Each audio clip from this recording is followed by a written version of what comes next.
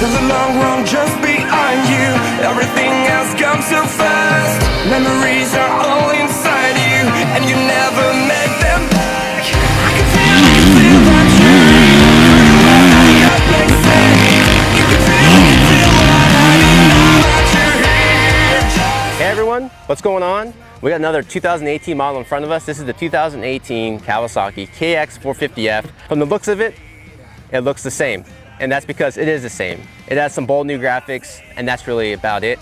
This actually got third in our shootout for 2017, barely. It barely beat out the new Honda.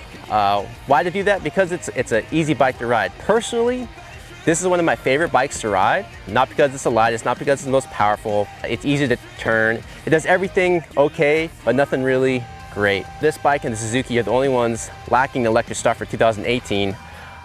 It's suspected probably drop a position or two in the shootout for 18. Usability and likability really goes a long way. The triple chamber forks, they're a pain in the butt. We can get these really good on the track, but again, checking 3 pressures every single time you go out, the usability of them is pretty tough, especially again, when you got KTM's single chamber fork out, air fork out there that's even better than these and easier to use. I'm gonna get out there and spend some laps on this bike. Even though it's a new bike, I have rode some other 18s in the last couple weeks. I rode the new Honda as well as the new Yamaha. So I kind of can compare those 18s compared to this bike, and I'll get back to you with the initial impression of the bike.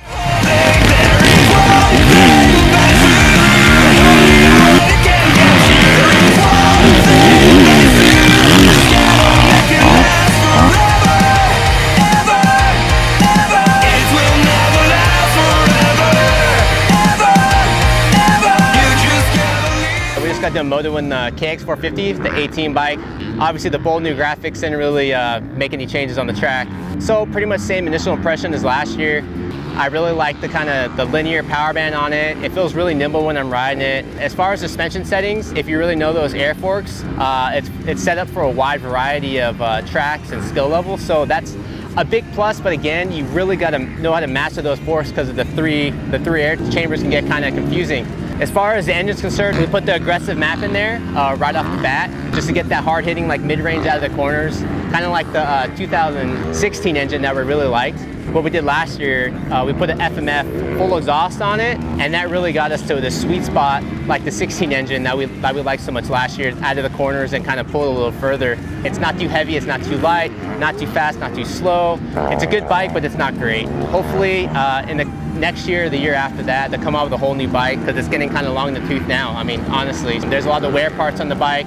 We're already seeing wear in the chain guide. Just little things like that cost money. And there's a lot of things in mind as far as money and changing the clutch and stuff like that you don't have to do on these other bikes as much. Even though this bike's the same, we have a lot of other 18 models that are updated that want to compare these bikes. So we got a couple more months of testing, and we're going to get this bike, a full write-up of this bike in a future issue of Motocross Action magazine. And as always, go to motocrossactionmag.com for all the latest news and 2018 models and product updates.